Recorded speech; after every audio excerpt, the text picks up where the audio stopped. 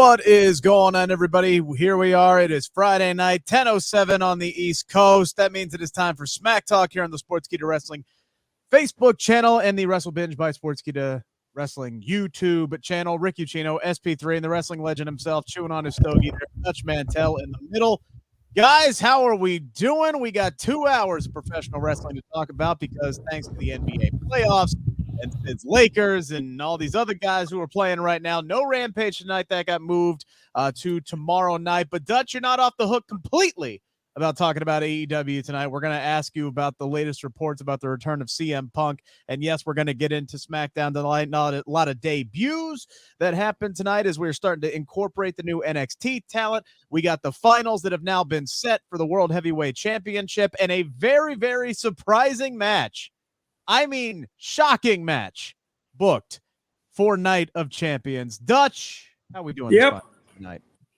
Oh, I'm doing good. How are you? I'm hanging in there, doing all right. SP3. Sid, how you doing? See, Sid's going to be pulling double duty because the Lakers are about to tip off here in a few minutes. I am. I'm only laughing because he didn't do it on purpose, bosses. But Rick put us on the Sportskeeda main channel. But oh, did I? We're back, baby. We're back, ladies and gentlemen. No. How did I do that? How did I mess that up? On the Sportskeeda Wrestling YouTube channel. I was on WrestleBinge. I was trying to share a link on Twitter, and I realized that. And then I looked up. I looked up on the side. Oh, man, they're going to yell at me big time. That was totally an accident. Totally an accident. This is what happens when I try to set things up early. I just got complacent, and I guess I just hit the wrong button. I don't know. Ladies and gentlemen, tell your friends to tell your friends to tell your friends to watch this week's episode, because if we do big ratings, maybe they'll put us back on this channel. But yes, it's a good Friday night. We are here after SmackDown for some Smack Talk, talking about Friday Night SmackDown and the latest in professional wrestling. So that means you get a little bit of AEW talk as well. Dutch Mantell, how you doing? Good, very good. I'm getting ready to really go off on this show as soon as we get to it. Now, Rick, get off your ice and let's go. Well, I'm right now. Well, might as well enjoy the night because this might be my last show after I just pulled that crap off. We do have a super chat to start off. Ozzy, $5. Appreciate it. Hope Dutch had a nice nap. You can watch Rampage tomorrow night. There ain't no way in hell Ozzy Dutch is watching Rampage on a Saturday evening. Not a chance unless he's getting hell no. I ain't watching that goddamn Rampage on Saturday, especially. Now, the question, Dutch. Guys, listen, I've had 50 freaking years in this business. I do not go out of my way to watch any wrestling whatsoever unless there's some dollar signs attached to it. Somebody says, hey, will you watch this show? I said, not no, but F no. They said, well, what about $150 or $200? Well, okay, why didn't you say that up front? So, and Ozzy, I'm going to run across you one day. I'm going to bullwhip your ass till you beg for mercy. I'm already getting yelled at in the managerial chat. This is actually a perfect segue here, Dutch Mantell, because our lead story tonight, before we dive into SmackDown, we are inching closer, it seems, to the return of CM Punk to AEW. And or maybe I shouldn't say return, SP3. Maybe I should say the second coming of CM Punk to AEW, because reports out today from Wrestling Observer that the first episode of AEW Collision, which we all believe is going to be announced by Tony Khan this Wednesday on Dynamite, is going to be dubbed just that. AEW Collision, the second coming in Chicago, Saturday, June 17th. It seems to be a done deal. CM Punk is coming, maybe even feuding with Samoa Joe right out of the bat. Second coming there, Dutch Mantell. That's a little too on the nose for me, maybe even slightly, just a little bit pretentious.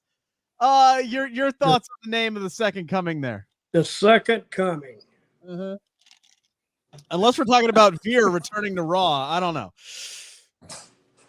Hey, it's wrestling.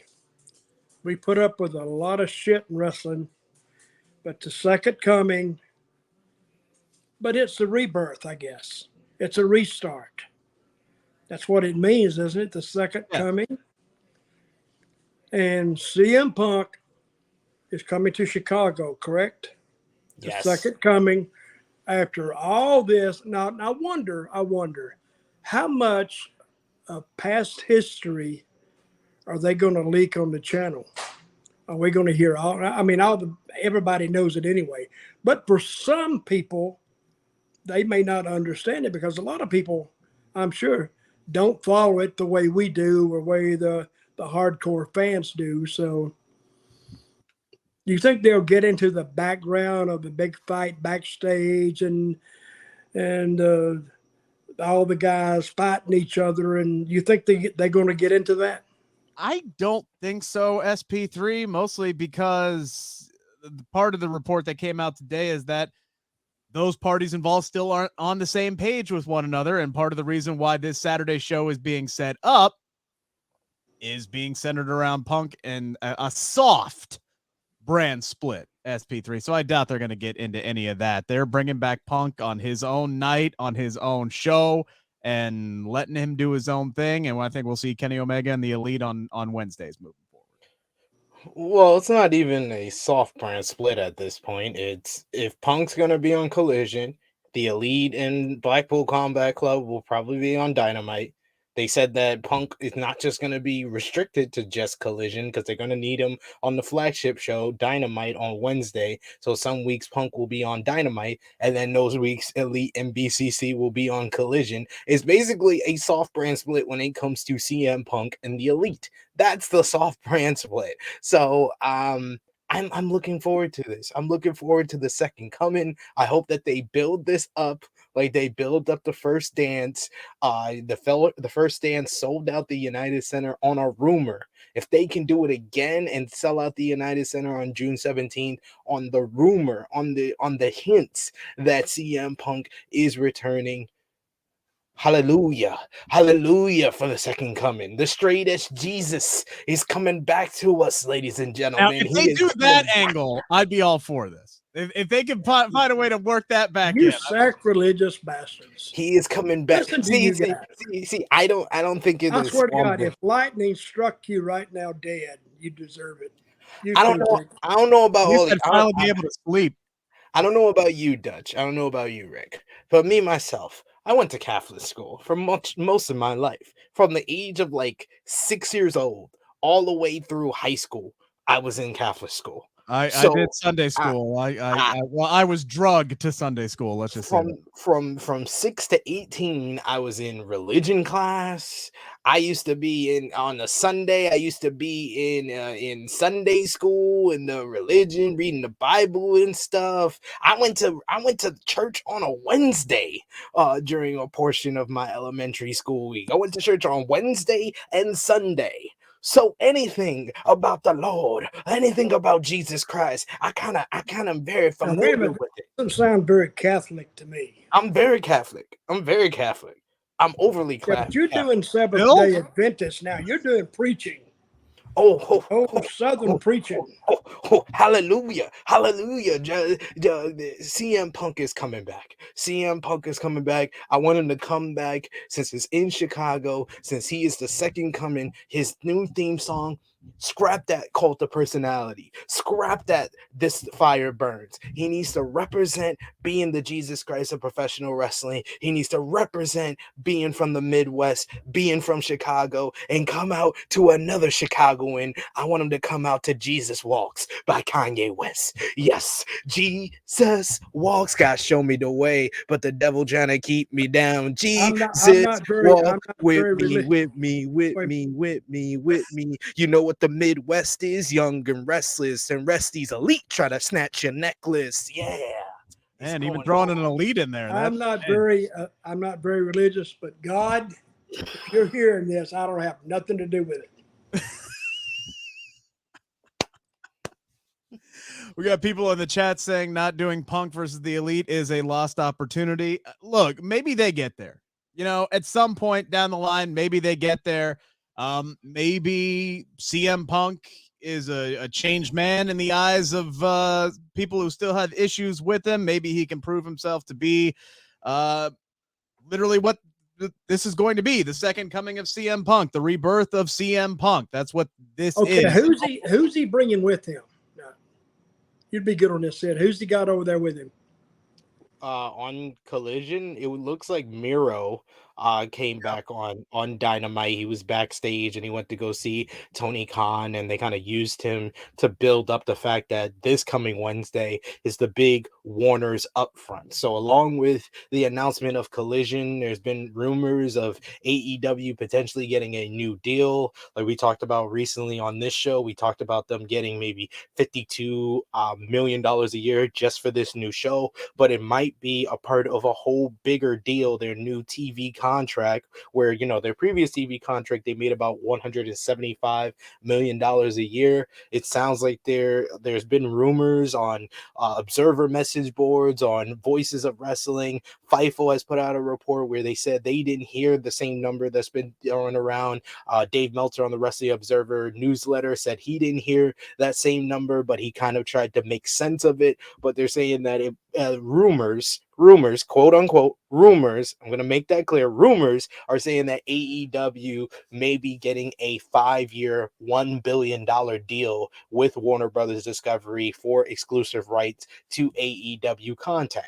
So if that is the deal, or it's something close to that, that's a huge thing for AEW. If it comes along with streaming, it's kind of big. if it comes along with streaming rights as well. So he said billion. Wait a minute. With a B. I'm calling the friggin' flag on that one.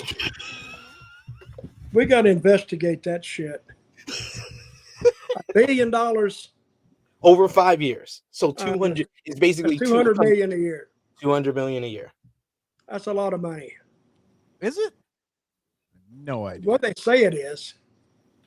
I made a bet one time of $500,000 and nobody would take it. I wonder why. They were afraid I was going to win. I can tell you that. Ozzy saying Thunder Rosa was back this Wednesday as well. Who gives a shit, Ozzy? Damn, SP3 does. That's his girl over there. That was a bit of a surprising return. Reports came out that, you know, she may need back surgery. Her return to the ring is not imminent. So one of these things where it's going to be interesting to see what her role might be. Maybe even as part of the commentary team on Collision, potentially. I wouldn't be mad at that. She's been doing some commentary in her time off. But yeah, a lot of people returning on Wednesday.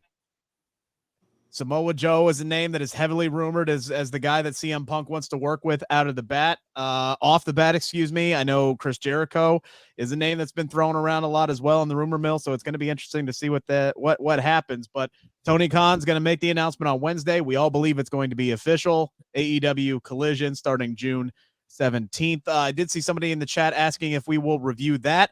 That is a question above my pay grade, Mr. Ringspan. I do not know, but pay attention here to the Sportskeeda Wrestling Facebook, YouTube, and Wrestle Binge by Sportskeeda YouTube channel, which is the one we're supposed to be on.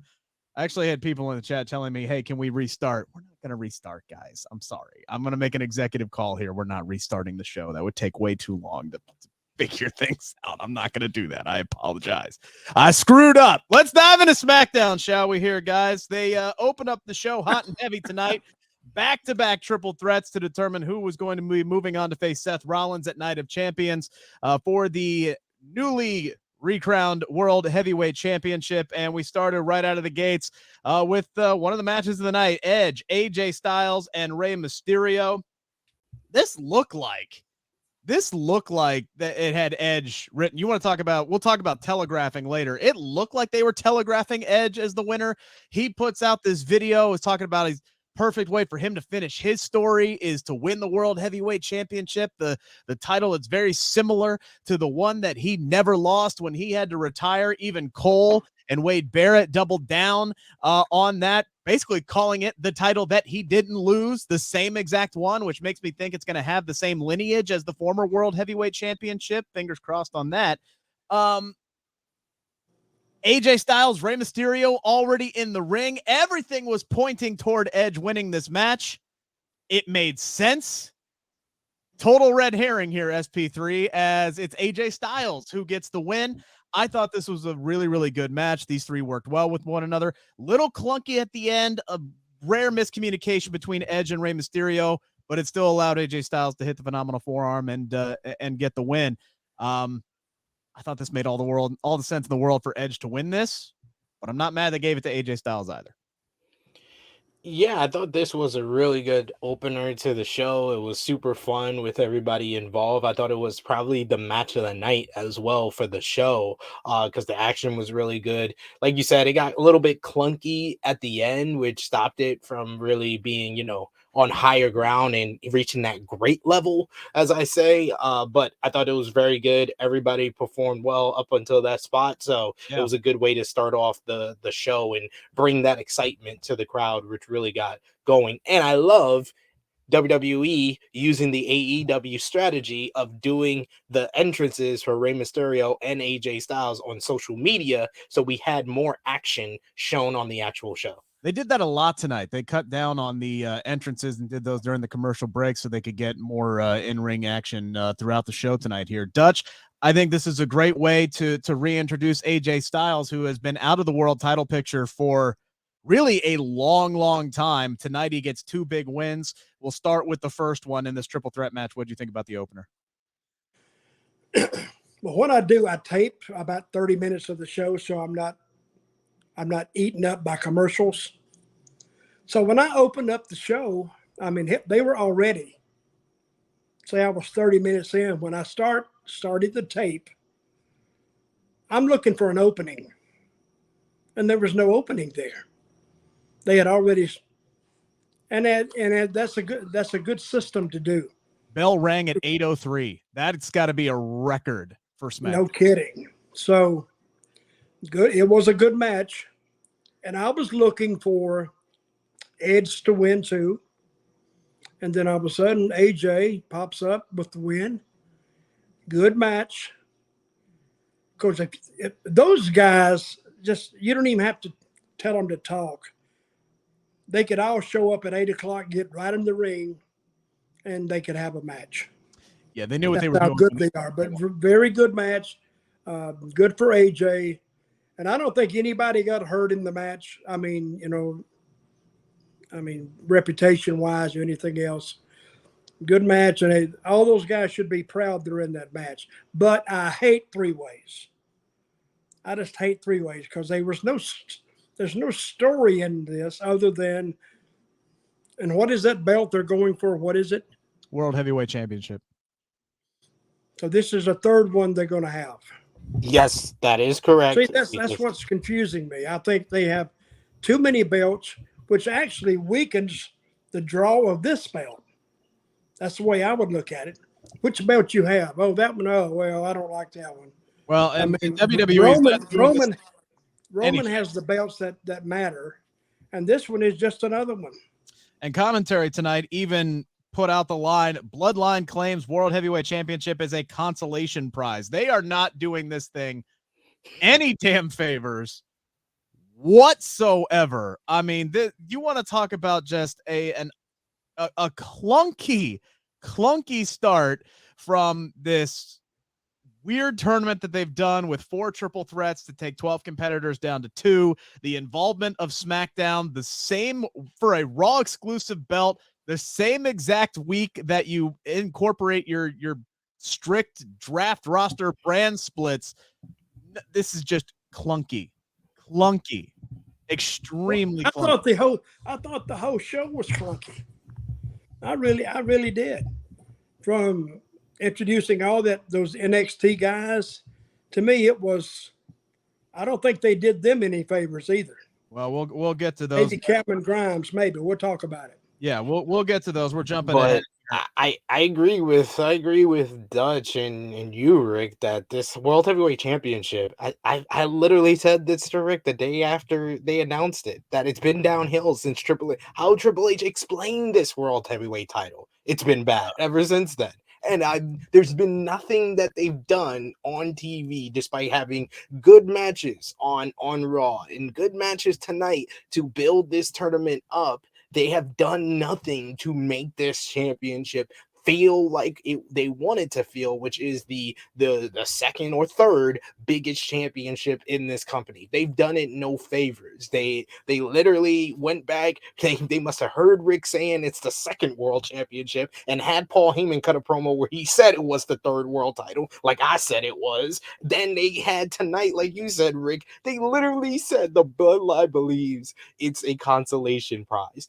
I understand them trying to acknowledge the fact that some fans are saying this, and I always appreciate that usually. But sometimes you don't need to say stuff that the fans are saying because it doesn't help what you're trying to accomplish with this new title. No, and ultimately the success or lack thereof of the World Heavyweight Championship is going to depend on who gets it, how it's booked. You know, if it's everything that Triple H says it's going to be that workhorse title. You're going to put it around the waist of a guy like AJ Styles or a guy like Seth Rollins who's going to defend it bi-weekly or weekly or at least every month at every major event, and they're putting on banger matches. No one's going to give a shit in 6 months about how this thing started. It's all going to be, okay, you put it on somebody, let's freaking go. But you want to, again, it's like the build-up to a lot of the matches at WrestleMania. It's the same stuff. The build-up sucks. But ultimately, hopefully, the end result ends up being good. I want to open this up. And if I'm not mistaken, didn't Paul Heyman said that Roman Reigns was going to acknowledge that there was a World Heavyweight Championship?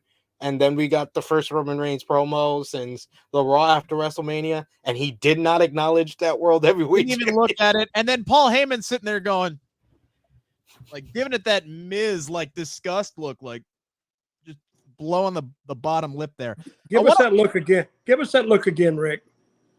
That was Paul Heyman tonight. Like multiple times turning his head to look at the World Heavyweight Championship. I know. See, that's why what I was saying before, Rick. Since Vince has come back, I think SmackDown has went downhill a little bit. Sid, you agree or no? Yeah. This does not to me look like a true Triple H production. I think it does feel like a Triple H production, but it feels like a Triple H that's looking behind his back. Like he's the kid that can get straight A's unless the teacher is looking at them very closely and he has to, oh God, I gotta hurry up and put all the answers here. He's not feeling free and just answering the questions and getting A's. He's nervous. He's like nervous that someone's gonna take that pencil out of his hand because he ran out of time for the test. That's what it feels like Triple H is booking. Yeah, you can tell where Triple H has the full reins on things and where he doesn't, and where there's orders that are coming on from on high, and Triple H has to go, okay, how do I make this work? And you can tell what that is. And hopefully those two guys are able to gel better, but Vince is a loose cannon and is going to do whatever the hell that he wants to do moving forward. I want to open up a question to either one of you guys because I don't know what the answer is. Edge has on multiple occasions talked about how his career is coming to an end very, very soon. The reason why I said this World Heavyweight Championship story seemed tailor-made for him was because that is the perfect ending to his story, is to at least either compete for the World Heavyweight Championship or win the World Heavyweight Championship and then retire after he loses it finally. That seemed to be like what they were building toward. That made a ton of sense. Now Edge is a member of SmackDown. He's not going to be able to compete for the World Heavyweight Championship because it is a Raw exclusive title. I have questions about where AJ Styles and the rest of his group and everything and how that's going to work if he wins it. I have a lot of questions about that still. But now my question to you guys is, what is Edge's story moving forward? Is it just the simple fact of he's a man aimlessly wandering, looking for a story to finish his career? Is that literally what they're doing with this man right now? Let's talk to a religious man here. He's Moses walking in their desert. I mean, Sid, I'm not blowing smoke, Sid. I'm not blowing smoke. You have one of the best creative minds of anybody in wrestling media. What's your inkling on this?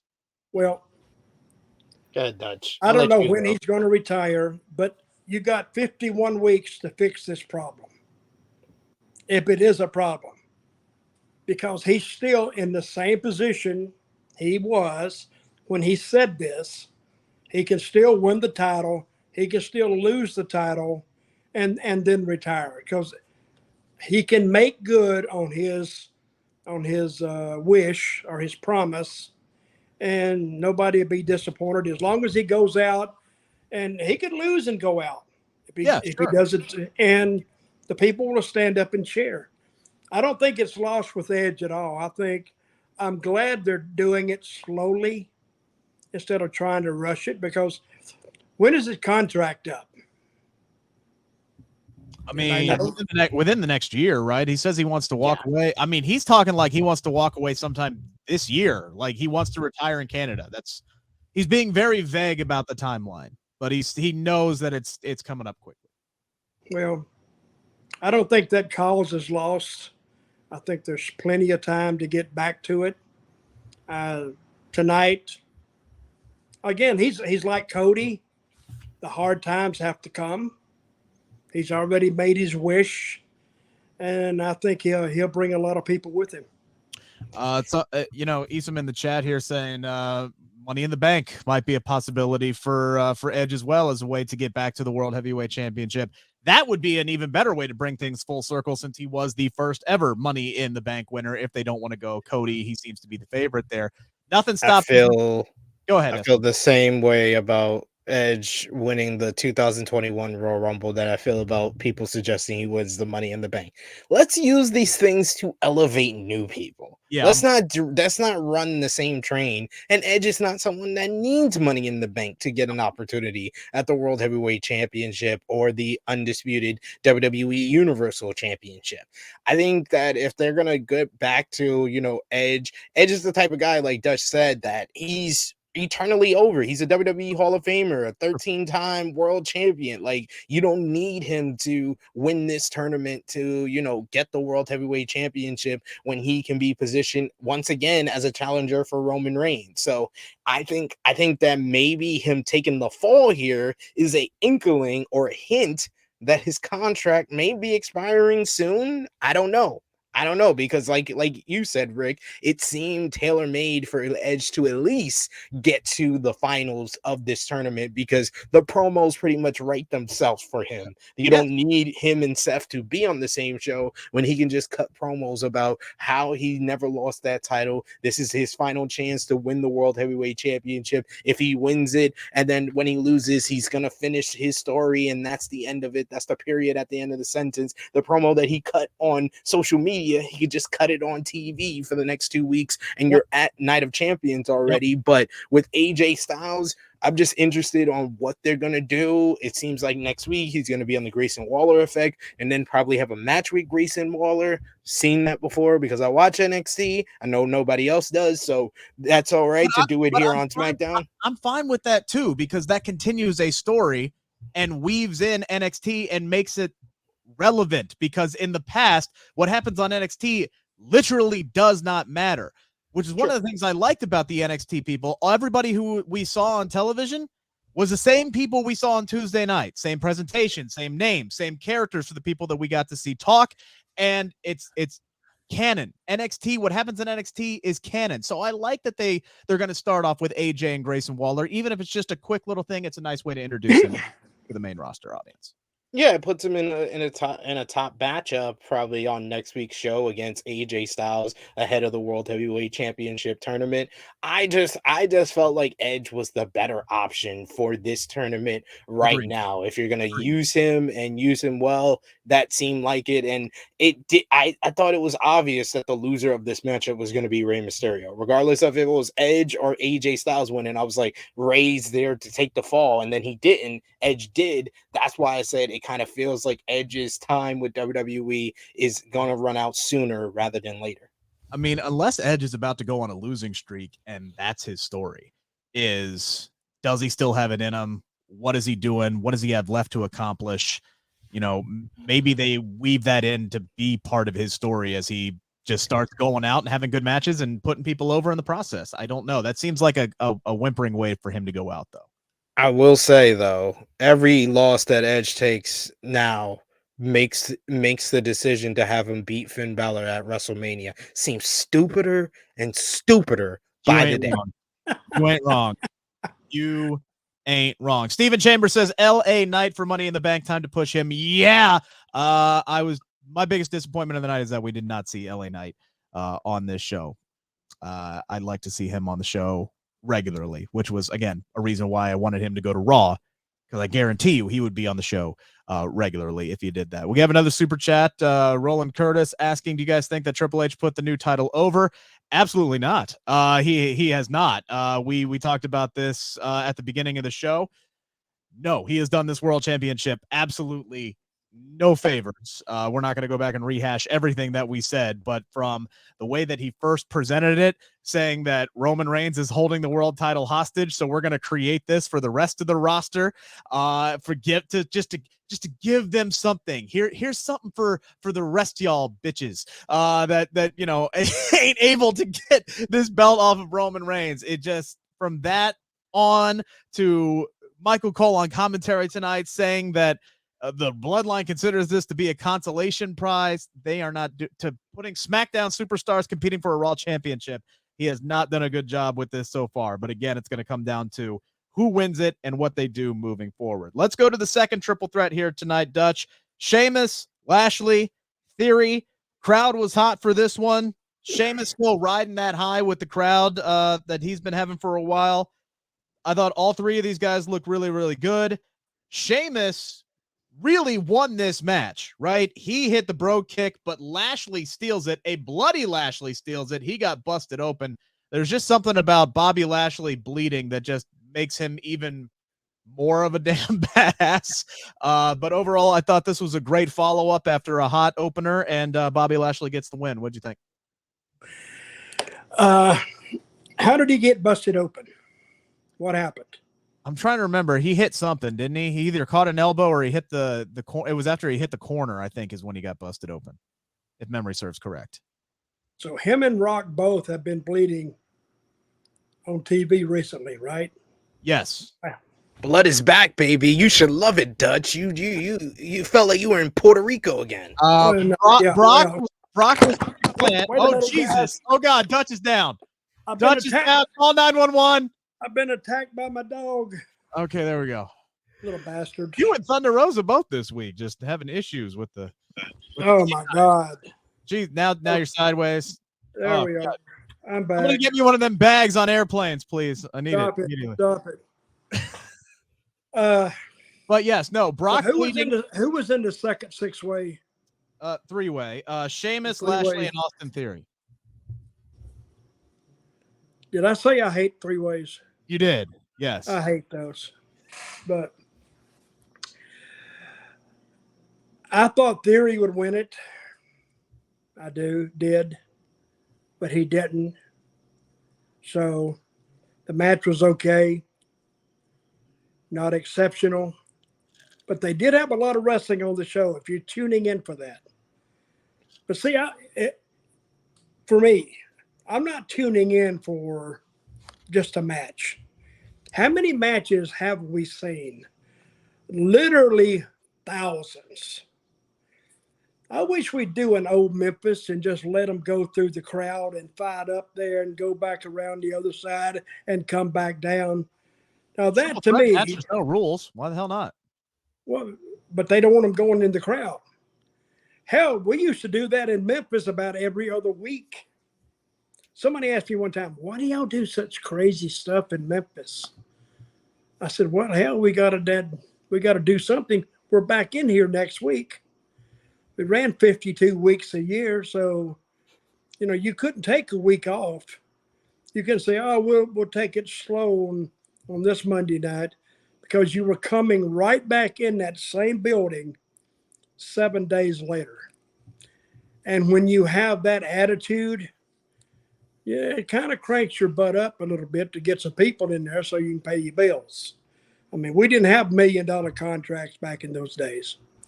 But just seeing a match, a straight-up match, three ways or whatever, to me, I don't know about regular fans. I don't know.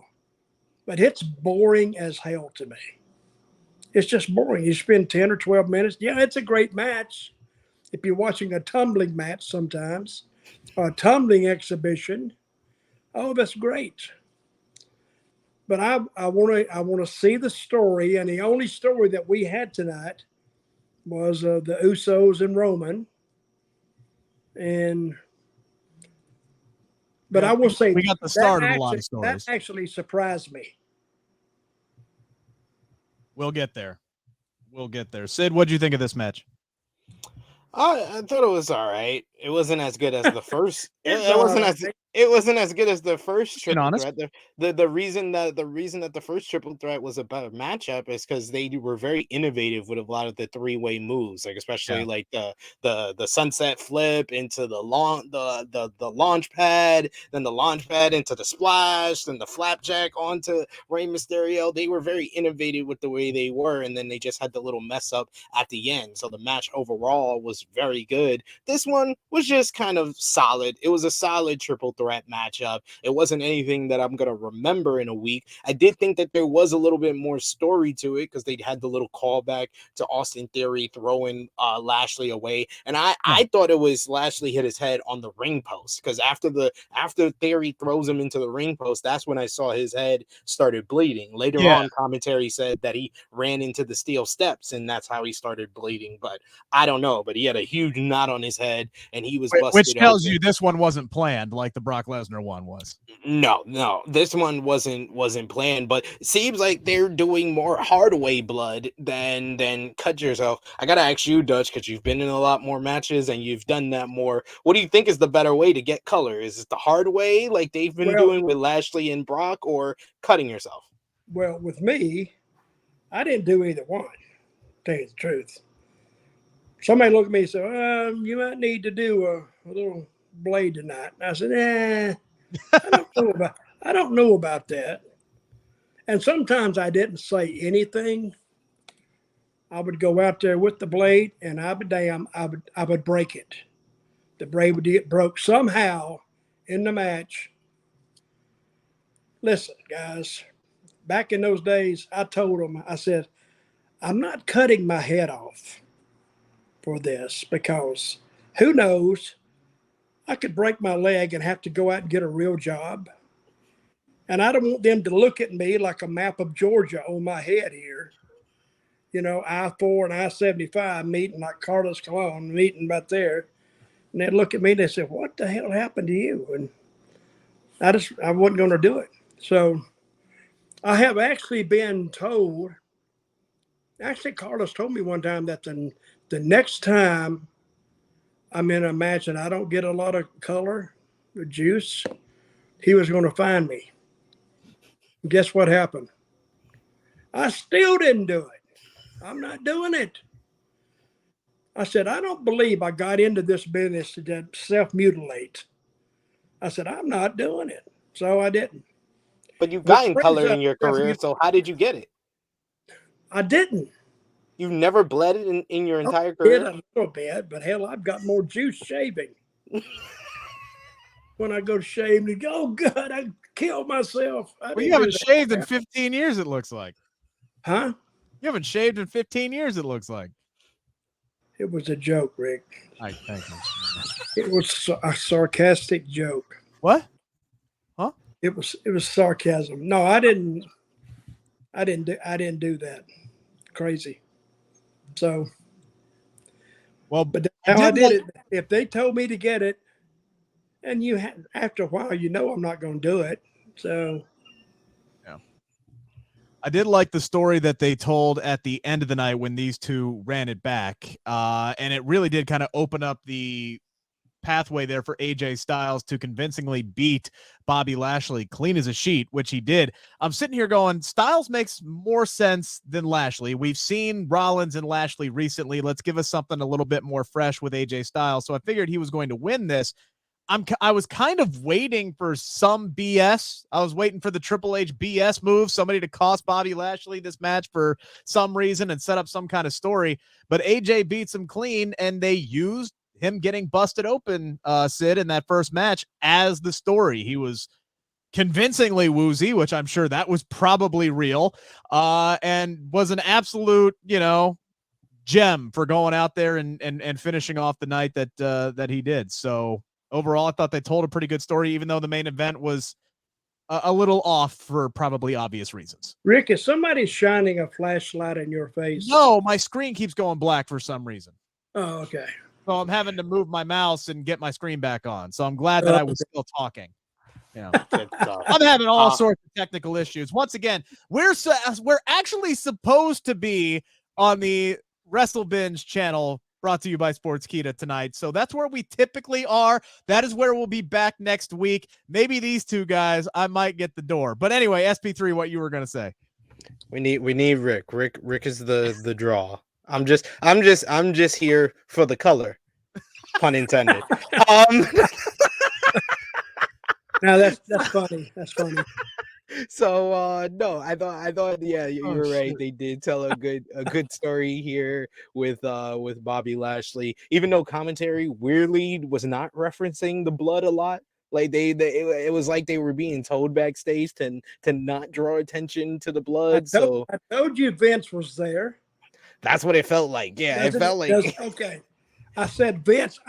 I'm convinced Vince is around there somewhere because he never liked blood because of TV. Sure. And now we've had it 2 times on major players in 2 weeks. I mean, you can't go out there and just stop it. So you got to go with it. But we've actually had 3 massive, Finn Balor. Yeah, if you go back to Finn Balor, yeah, it's not hell. But this is what gets on my nerves. That was a freaking Hell in a Cell match, and they stopped it to stitch him up. And then here, he needed 11 or 13. Excuse me, 13 staples though. That was I know. It was a big gash. I saw the gash online, but man, finish that. Let it go. Let it go. Right. You're not going to die. See that man's brains for crying out loud. Come on, man. I want to see some color. Chris Alford saying to me, Bobby versus Seth is better than AJ versus Seth. I will respectfully disagree on that one. I think that AJ and Seth are going to absolutely tear the house down. Where are your guys' expectation levels and excitement levels for this match that we're going to get at Night of Champions? AJ Styles, Seth Rollins. It'll be a great match. It'll be a great match. And I think better than that we get with Bobby. Yeah. I think they got chemistry together, and we'll see. And that's no knock on Bobby either. Bobby's great. No, Bobby's had good matches with Seth, but I think that AJ Styles, his matchup against Seth Rollins at Money in the Bank in 2019 was arguably the best matchup of Seth Rollins' title reign back in 2019. And him and AJ have great chemistry. They had a pretty good matchup on Monday Night Raw before WrestleMania 38 as well. So they have good chemistry with one another. They're going to have a hell of a matchup. They're going to try to get this World Heavyweight Championship on the right path. So these are the right 2 guys to go in there and have that type of workhorse matchup that they're looking for at Night of Champions. But overall, like I said, I thought that the whole World Heavyweight Championship tournament was well done tonight. I just would have wished that commentary would have focused more on the blood. I would have wished that Bobby and AJ was a little bit better of a matchup because I was expecting more from this match, but of course can't knock, Bobby Lashley for continuing the fight, even though he was losing massive amounts of blood and he had a huge knot on his head as well. But, it is what it is. AJ Styles a good choice to come out of the SmackDown side, but just SmackDown being involved in this tournament still pisses me off. It doesn't matter. And they rushed the whole and they rushed the whole thing too. Did we really need to have the entire tournament finished in a week? You had a whole other week. Yeah, 2 other weeks. 2 other weeks in the build up to this that you wouldn't have to have had Lashley wrestling. Sounds like Vince to me. Let's get it done. Get on. Well, again, this all came down to competition with the NBA playoffs, or that's what the rumor was. So they wanted to have this big must-see show, and they decided to grab the low-hanging grapefruits, shall we say, and put on 3 tournament matches and set things up tonight. We got some super chats, and I promise I see all the super chats.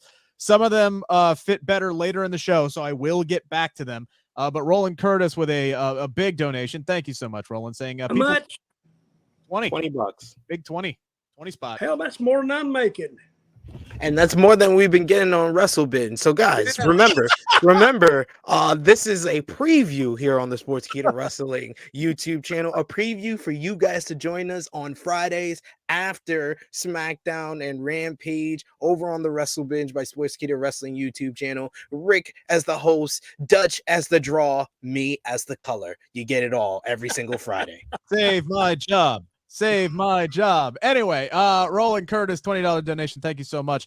People forget the end of Triple H's promo. This will be a champ you can be proud of. This will be a champ that you can respect, that you can admire. This champ will not have to demand your acknowledgement. He will earn your acknowledgement. And yes, that is true. But everything since then has gone against this World Heavyweight Championship. And as I said, he said Triple H ended his promo by devaluing Roman and his title. The whole everything about Triple H's promo, like, it did not come off the way that he devalued everything in the way that he delivered that promo, which none of it made sense. Like, just say, all he had to do was go out there and say, Roman is going to be on SmackDown, USA Network, once a world champion, here's a belt. Yes. That's it. That would have been much better. Less is more in this situation. See, that's why I said this whole show tonight seemed clunky to me. Like they didn't take the pieces and put them together. It is what it is, but I think they left some massive holes. And if you think back now, did you enjoy the show? Yeah, I kind of enjoyed it, but yet those clunky parts, and I don't want to be nitpicky here, but the clunky parts were glaring, I think. Sure. Maybe I'm wrong. No, I agree with you, Dutch. And, Roland brings up that part of the promo and saying that it devalued Roman in his title. You're forgetting the part before he said all of that, where he said Roman's about to hit 1,000 days, and I don't know a lot of people in the history of this business that can beat Roman. Basically saying, I don't know a lot of people on my current roster that can beat Roman Reigns. So this is why I'm introducing a new title. He said that basically in his WrestleMania post promo at the press conference, where he was like, Roman Reigns is at another level, somebody's going to have to come in and take it. And I'm like, well, hell, if Cody did not fit the bill of coming in and taking it, I don't know who the hell is. I think Vince is there. I'm telling you, I just feel that the people might say he doesn't have a lot of influence.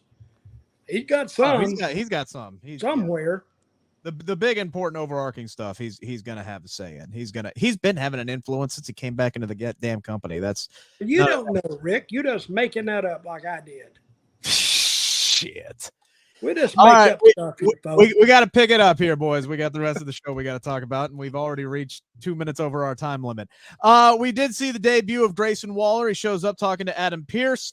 Requests either Styles or Lashley next week for the Grayson Waller effect. So it looks like they're going to start, again, as we talked about earlier, something with AJ Styles. I like that for the reasons I said earlier. We can move on to our other debut, the first match for Cameron Grimes tonight on Friday Night SmackDown. He takes on Baron Corbin. Baron Corbin cuts a promo saying he's going to whoop Cameron Grimes' ass inside of 2 minutes and show him why he's Mr. Irrelevant. And the second he drops the mic, his ass gets dropped. Cave in, 1, 2, 3. Cameron Grimes wins with all of the Cat Williams energy of you shouldn't have been talking shit, and runs the hell out of there. Now, SP3, I thought Cameron Grimes got a nice little pop from the crowd. This crowd knew who he was. They were excited a little bit, more than we would typically would for an NXT call-up. I thought he got a nice little pop tonight. They cheered for him when he got the 1, 2, 3. Maybe that's part of the reason they put him with Baron Corbin. But regardless, I was expecting a little bit more than move, pin, let's go. Maybe this got cut for time restraints. I don't know. I find it hard to believe that this, well, the way they book Corbin, maybe this was the plan the whole time. Your reaction? Yeah, like I wasn't surprised because this is Corbin and the way they've been giving him the losing streak and stuff. And I do agree that they did pop for, that finish because they weren't expecting it. But I didn't think he got any pop when he came out. They gave him the piped in pop And every time he did his line of "to the moon" for his song, he got nothing. I was literally about to text Woof. What was What was his line?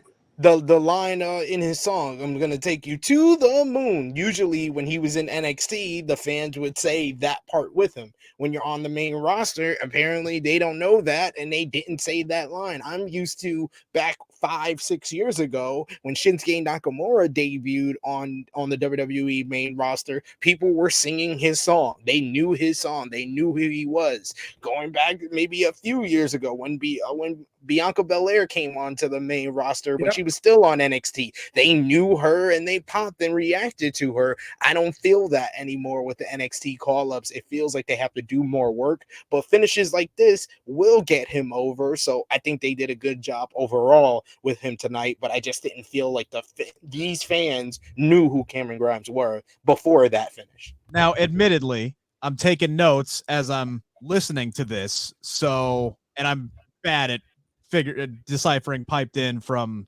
It's obvious for y'all, so maybe I just missed that personally. Dutch, go ahead. No, I didn't have anything to say. I'm just playing around. Well, Cameron Grimes is somebody that you are familiar with. What did you think tonight? No, when he won that quick, he lost that first fall. I swear to God, I invented this finish a long time ago with me and Scott Hall, where I would get on the mic, and I did it with Tracy Smothers too. It's still on lines. I said, you can't do it again. I swear to God, you can't. He gets back in the ring and beats me again real quick. And he rose. People are they were just ecstatic. They'd never seen it. Plus, it gets him over. So I said, if they do that finish, I'm going to sue them because they stole it from me. But I think for what it was, I think it accomplished they accomplished what they wanted it to do. So, and I think I can see right now, Cameron Grimes, people automatically kind of like him. He has that chemistry already because he smiles and he looks like a likable guy. So he's won half the battle there. So I think he'll do well. Let's get to the big return tonight, gentlemen. Roman Reigns on the show. Bloodline comes down. Roman puts over his entire family, saying there's only one great family in wrestling. Yep. So no one's ever going to main event both nights of WrestleMania again. Says Solo stepped up at Backlash, took care of the Matt Riddle problem. He says Sami Zayn and Kevin Owens are no longer a problem, but there is a problem, and it's Solo's brothers, the Usos. He's pissed that they lost at Mania. He's pissed that they dedicated the rematch to him and then lost a match that they dedicated to him. He demands... And that makes sense. That makes sense. Yes. People can sympathize with him. Yes. He demands an apology over and over. Tensions are high. Jimmy ain't having it. Jimmy is laughing until Roman shoves him in the face, and then he looks pissed. And finally, Jay steps in, and he apologizes, and he asks for one more opportunity. They say, we will bring those tag team titles back to the Bloodline, and that is when Roman has Paul Heyman drop the biggest damn surprise of the entire evening when it was announced that, yes, those tag team titles will be coming back to the Bloodline. That's a spoiler from Mr. Paul Heyman, because it's going to be Solo Sikoa and Roman Reigns against Sami Zayn and Kevin Owens for the Undisputed Tag Team Championships at Night of Champions in Saudi Arabia. That was great. The reason why this is surprising, for those of you who don't know, Sami Zayn has never performed in Saudi Arabia because Sami Zayn has not been allowed to perform in Saudi Arabia. So we all assumed that Sami Zayn would not be on the show. So this is surprising that this is the match that got booked. SP3, I'll let Dutch have his piece on the whole segment here, but this is surprising for two reasons. One, Roman Reigns, on the day that he hits 1,000 days as Universal Champion, will not be defending the title. And Sami Zayn is going to be on the show in Saudi Arabia. Now, granted, in just the last few days, Saudi Arabia and Syria, the reports, they've resumed work on diplomatic missions with one another, first time in over a decade. But still, that just happened in the last couple of days. Man, I don't see Sami personally going on this show, but who the hell knows? This was surprising for a lot of reasons.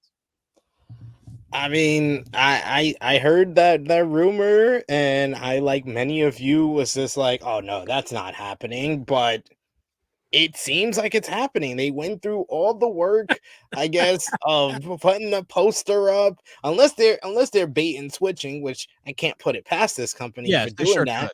But Triple H has not really done that. Really, in his regime, he hasn't promoted a matchup, pushed it on the show, and then not deliver on it. Now, me saying all of that, you can probably replay this next week when they have their face off, and then we have the match later on in the night, and they have it on TV instead of at Night of Champions. That can always happen, but sure.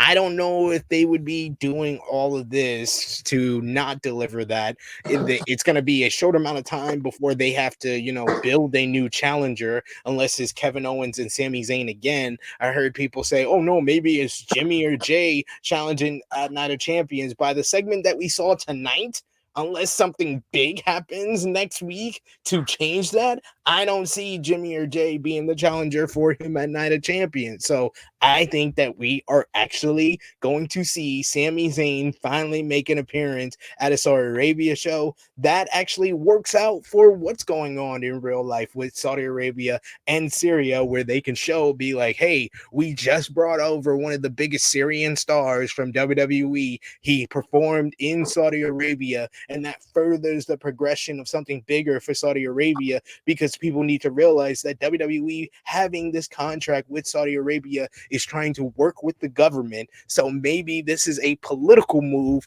more than anything. And maybe Sami takes his big fat paycheck and puts it right into Sami for Syria and puts it to good use. Who knows? Dutch, your overall thoughts on the segment and what's being booked here for Night of Champions? Okay, I'm not going to overthink this segment because I don't know. When you start dealing with political matters, I don't know. But I thought the whole segment was genius, because we thought I didn't think Roman would he'd say, I'll set it up or I'll do something. But when he said that Solo and me, we're going to challenge them, we're going to bring it back to the Bloodline, I think everybody in that building set up. Now we're back into the story again. It's getting deep, and they're taking their time with it. And I think this is one of the best things they can do for the story, because who knows where it's going to go. Because we see a separation. We saw a separation between Sami and the Bloodline coming. We saw it months out. Mm-hmm. And I don't know how long this will go on. But now we see the separation between the Usos and Roman, with Solo over there as the wild card. So I don't know. I'm going to honestly say I don't know what they're going to do. And I like it better that way, because now I can be a fan. Being a fan is great when they reward you. Yeah. And kind of, I don't care what they do as long as it makes sense. And they're laying one brick at a time. And let's go back to what Cody said. Let's finish the story. Now, where the story will end, I don't know. I'm going to say possibly WrestleMania next year. And that gives us, 10 months to finish the story. And they have already proven that they can tell a story long term and keep interest. So this is the best thing they have done, the best thing they did on this show. And I think that's going to kind of draw the map out where they can go. Brilliant move, I think. This was the best segment the Bloodline has done since WrestleMania. It actually felt like we had some type of progression, which I've been annoyed with the last 6 weeks, that there's been it's kind of been at a standstill with the Vince Bloodline. is there. I'm telling you. Vince is staying out of this. He's staying out of the Bloodline story. I think Triple H is doing that, but I don't know. It's almost like they read the comments online saying that, well, they've killed this. This is boring. It's overkill. And they're like, all right, we just need Roman back. Screw you. Let's go. Throw Roman in there, shake things up, and, we are off and running. So, again, a lot can change in the next 2 weeks, but I really doubt they go through all of this and not deliver. And thank you. Ryan Armstrong with the super chat earlier. Thank you, SP3. I completely forgot. Sami Zayn and Kevin Owens has not gone to Saudi Arabia either, out of solidarity with him. So how they defend it, who knows? Well, heck, and here's the other thing. Sami Zayn did an interview. Who knows when it was recorded, but did an interview with our good friend Alex McCarthy over in the UK that just dropped today. And as part of that interview, he said his part in the Bloodline story is over, is done. Obviously, something has changed in the or the communication. Wait a minute. Tell me that again. So to give it more details, because Alex is a good friend of ours. He did a great interview with Sami Zayn over on Inside the Ropes YouTube channel. That was filmed Thursday. Today is Alex's birthday. Happy birthday to him. So it wasn't filmed today. Thursday or yesterday? Yesterday. Actually, yesterday. So Okay. I don't know what happened after that interview. Maybe it was something that Sami got the call like, hey, Syria and Saudi Arabia, they're settling things. We kind of need you. And I don't know Here's a check with 9 zeros on it. You want to go? Yeah, so I don't know what happened between the time he did that interview, UK time, probably in the morning or afternoon UK time, to what happened here tonight. But it's very interesting that Sami thought he was done with the Bloodline more or less yesterday, and here he is against the Bloodline coming up at Night of Champions. Probably in the And it makes sense because they just beat one of their top challengers on Raw in the Imperium this week. So this kind of makes all the sense in the world to me, actually. I don't understand that. Do we think Roman Reigns shows up with 4 belts after or 6, excuse me, I guess it would be 6. Does he show up with 6 belts? He's just holding them all. Not after did the Bloodline win these things? You know what's great about all this to me is that they literally told Roman, hey, you're on this show now, so you can't go after the World Heavyweight Championship. So he was like, okay, I'm going to go after the title that I can go after, and then I can be on both shows again. Oh, good God. We got a few backstage teases tonight to set up some future events, including LWO and the Usos. Sign me up for that. I like that. Bayley backstage, continuing the divide between her and Io Sky. This is you want to talk about cracks in the Bloodline. These cracks in Damage Control have been very visible for several weeks now. Bayley saying that she may have pushed Io a little too hard. Maybe she wasn't ready for the title match at Backlash when it was Bayley's ass who cost her the damn match in the first freaking place. And Io big time annoyed, like she is just completely done with all of Bayley's bullshit. But we do get a women's tag team title match shortly afterward, in which Liv and Raquel retain the titles. I thought this was a fun little match. Raquel and Liv busting out their unique double team moves. Liv loving every second of it. Dakota, after she got yeeted at one point, was able to come in and hit a big Meteora. Bayley looks like she has the match won, and then she goes full idiot like she's done in the last couple of matches, which is what I find most irritating about what they're doing with Damage Control, is they look to be in total control. They have the match won, and then Bayley, for whatever reason, feels like they need to go that extra mile. They need to cheat, and then that's what ends up costing them the match. That's what happened tonight. I don't like that booking. It's messy, but I guess it's better than them just flat out getting beat. And I don't know. It's hit or miss. Clunky. It was refreshing. Clunky.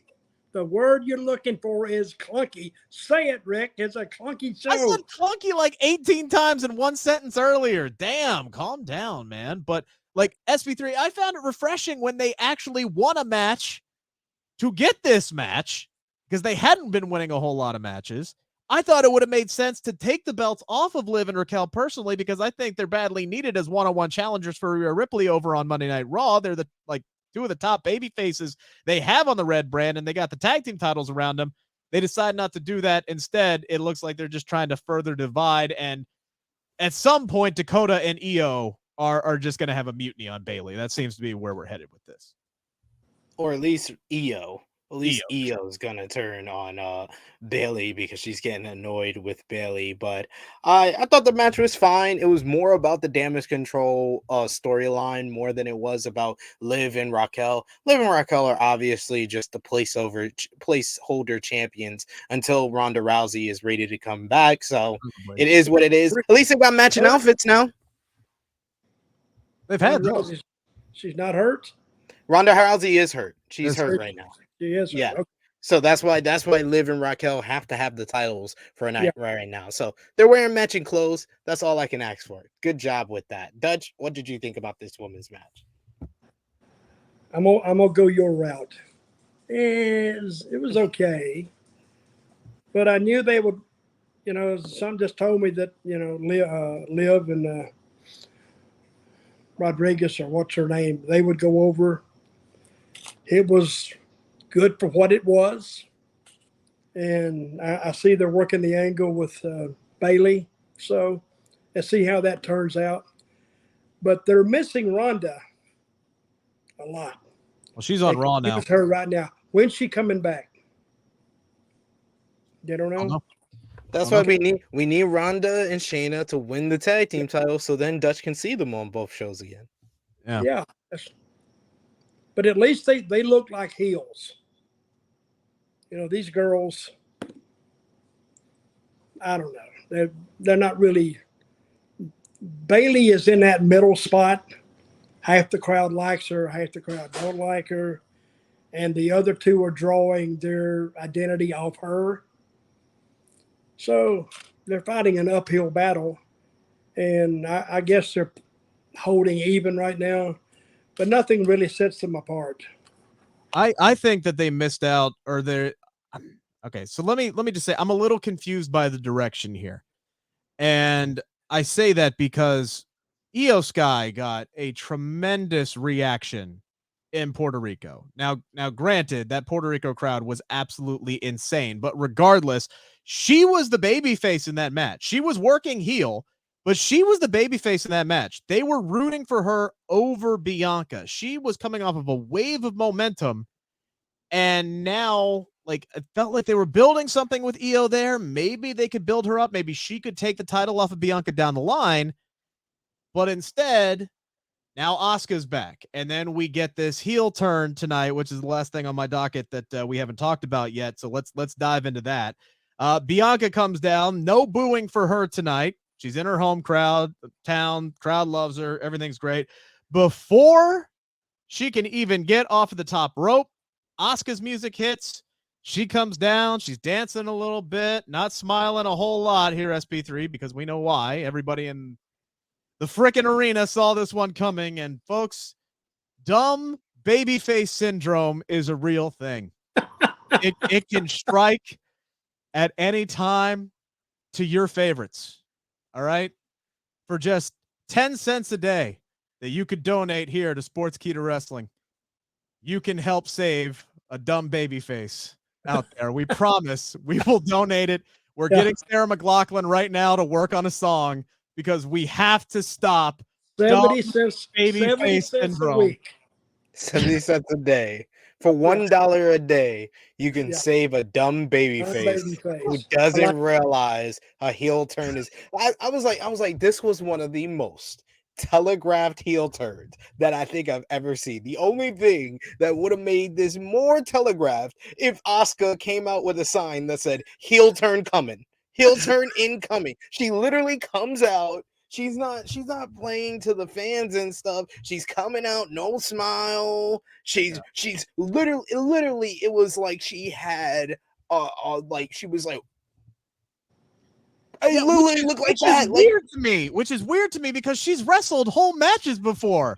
With it, like, did she pop it early no, on? No, I think in the wrestling matches she has a chance to like go down and put it in her mouth, and then like, okay. she before she comes out, I would have wished that she would have just gone like and do like that in the ring or something like that. Like you're kissing to the fans and then you pop it in your mouth that way, because it was so obvious she had the miss in her mouth. Like I was so annoyed. I was like, Bianca Belair was like someone standing in the street and a Mack truck is coming and it's like a comedy movie and they're like, no, no, and they have to take a breath before they say no again, because they can obviously move out the way, you can duck from the miss, but no, you just stood there, you shook her hand like a dumb baby face, and then you got the miss spit in your head, and then the selling, it's gonna be polarizing. People can say, oh, she sold it very well. It felt over the top. Everything about this felt over the top, felt telegraphed. I like Asuka as a heel, and I thought that this was the right decision to do immediately after WrestleMania for how she lost at WrestleMania and how bad the build up to WrestleMania was. But it just seems like this company is incapable of having a good segment between Asuka and Bianca Belair at this point. And honestly, there's been no flow to this booking. Like you said, do it after Mania. Instead, you have her lose at Mania. Vince is back in a great match, and then you go to Io Sky for a month, and we're going to start building something with Io Sky, and it's like, oh nope, we're back to Asuka now, and it's like, what are we doing? Unless we're setting it up for Io Sky and Asuka to team up at the end of this, or we're going to put a triple threat together, I don't know. The other question that was brought up in the chat, let me see if I can go back and find it. I swear somebody said it earlier. Yeah, Stephen Chambers. Any word on a swap for the women's championships? Because right now we have the SmackDown women's champion who is on the Raw roster. We have the Raw women's champion who is on the SmackDown roster. Typically by now, if a swap was coming, we would have had a swap already. Now, I don't know if that's because Bianca is only like 30 some odd days away from breaking Trish Stratus's record as the longest reigning women's champion period in WWE history, or as an historian, I just want to say, and I'm a Dutch Mantell approved historian. You are. This would be. What am I missing? This would be the longest reigning champion of the past 40 years, because Fabulous Moolah held the women's championship for like 7 freaking years. She left and came back, and she was still the champion. She had a Bruno run with that women's championship. So still, Bianca wouldn't be the longest reigning women's champion in WWE history. So I don't know what the hell they're waiting for then. I don't like unless they're going to rebrand the championships, which is what they should do. I don't know what they're waiting for. It's weird. It's weird. It's like they're waiting for something, or they haven't decided what they're going to do. Yes, Dutch, we know Vince is back. Vince. But if Vince was back, he would have just flipped the damn titles by now. So No, well, you don't know. Yes, I do, because I've seen it in the past. Just because you see it in the past, Vince may have had an epiphany when he was off, and he said, oh, yeah, pal, we'll do it this way. See? So he may have changed a little bit, and I agree, this segment here, it may accomplish the goal of making the girl a heel as she tried to be a baby and tried to be a good girl. But the really bad part about it is the way she sold it. I mean, if you get hit with something in the face, you got to use common sense. You're going to hold your eyes. You're not going to flop all over the place. And we was in the back, and there were 2 medics there. They weren't even touching her. I don't know. Yeah, I would have changed things up a little bit once I got to the back. But man, if you're blind and burning, common sense is out the window. I'd be flopping around like a damn fish, screaming my head off too if I was blind and burning. I had no problem with how The she next time sold I it see you, in Rick, the I'm ring. going to hit you. I'm going to hit you in the face with Bring a it. cup of go. boiling hot coffee. Let's go. Bring it. And I'll be flopping And then around I like want a you fish, to go screaming my down head on the off. floor. I want you to go down on the floor and just start flopping around like a fish. I had no problem with how Bianca sold it in the ring. I would have toned it down a little bit, pouring some water. I would have done something a little bit different if you went back to the trainer's room, but I don't even think it was necessary to give us the shot in the trainer's room, to be completely honest with you. They could have left it right where it was, and it would have been fine, other than the fact that everybody and their brother saw that coming. I will semi-agree with you on that. No need to go back there for the shot. No, I didn't think that accomplished anything. Roland Curtis with another super chat, going back to what we were talking about with the bloodline. Don't you guys think that there was progression before tonight at Backlash? Jay forcing Solo to tag out, reminding him of his fraternal seniority. Solo grabbing Jay by the neck to give him a spike was very dramatic. They have been Too soon.